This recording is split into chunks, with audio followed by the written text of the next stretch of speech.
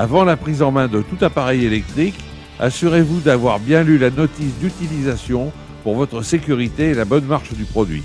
La soudure provoque la projection d'éléments en fusion.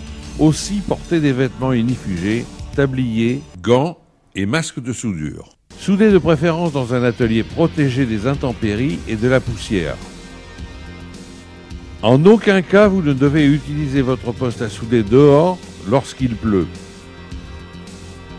Si vous devez souder à l'intérieur de votre maison, protégez votre sol et éventuellement le support.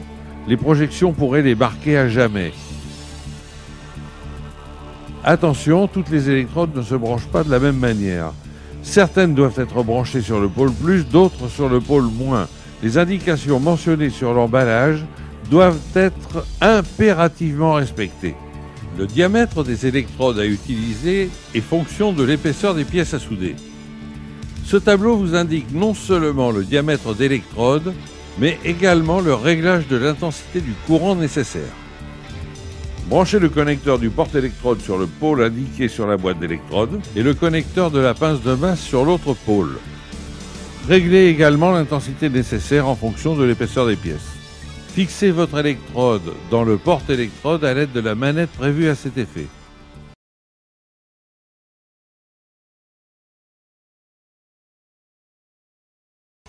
Mettez vos gants, connectez la pince de masse sur la pièce à souder en veillant à ce que le contact soit parfait. Pour cela, un polissage est souvent nécessaire. Avant la pratique, un peu de théorie. La soudure à l'électrode consiste à déposer du métal en fusion sur deux éléments du même métal à joindre. L'arc électrique qui va s'établir entre les pièces à souder et l'électrode reliée à l'appareil va permettre à celle-ci de fondre. Vous êtes maintenant prêt à souder. Eh bien, allons-y.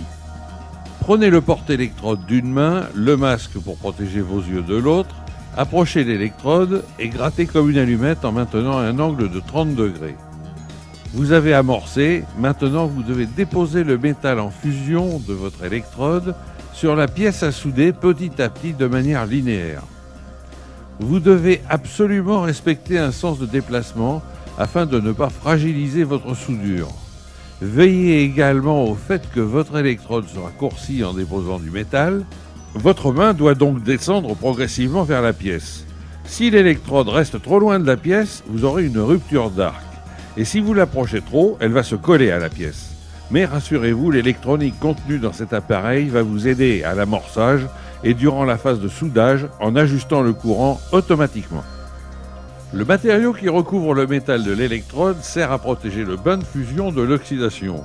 Il formera une croûte protectrice, le laitier, qu'il conviendra de retirer en la cassant avec un marteau puis de brosser après refroidissement de la zone soudée. Vous avez choisi un inverter et vous avez eu raison. Il est plus petit, plus léger, à faible consommation de courant et en plus il est doté de systèmes électroniques facilitant le soudage de manière spectaculaire.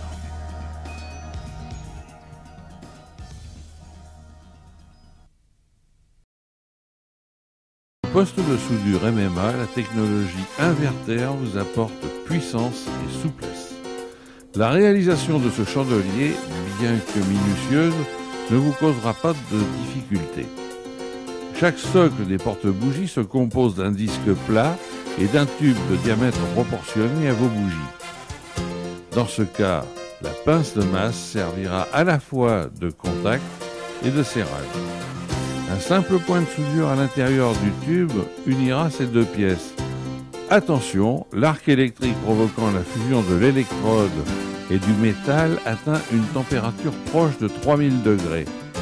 Les pièces soudées restent donc longtemps très chaudes. Il est déconseillé de les refroidir brutalement. Cela transforme les qualités propres du métal.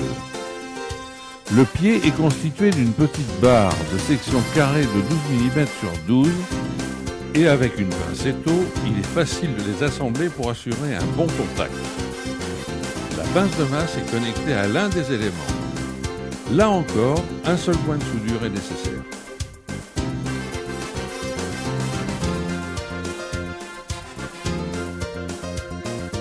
Éliminez le laitier et brossez votre bougeoir.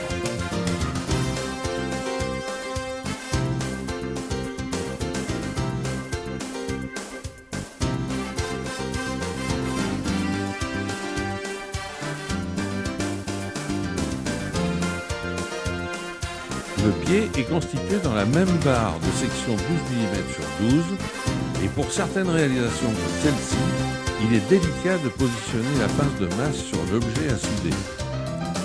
Dans ce cas, déposez vos éléments sur une plaque de métal qui servira de liaison entre la pince de masse et les éléments. Les tensions électriques sont très faibles et vous ne courez aucun risque.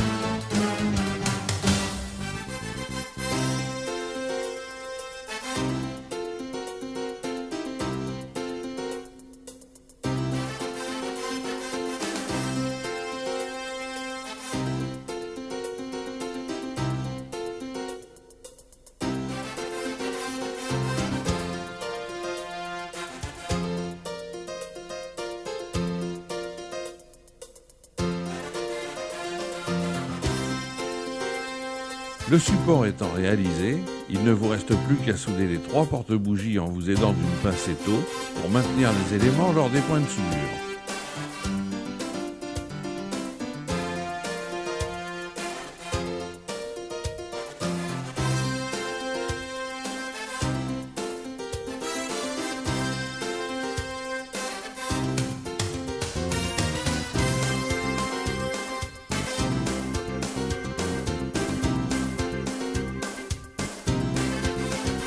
Meulez l'ensemble pour parfaire votre travail.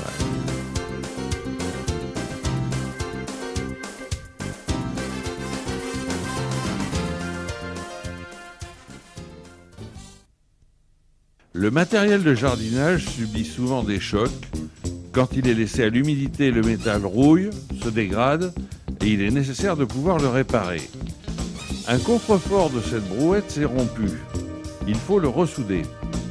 Pour commencer, mettez bien à nu les parties à souder, ainsi qu'un endroit pouvant assurer le bon contact de la pince de masse.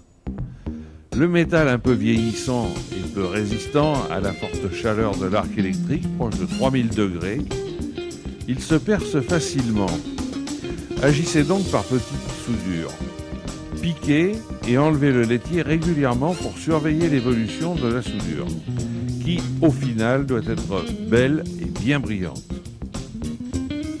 Recharger du métal ponctuellement, comme sur cet exemple, est assez simple. Laissez refroidir le début de la soudure, elle va servir de support à un nouvel apport de métal. Déposez-en petit à petit, jusqu'à complet rebouchage formant une goutte bien visible.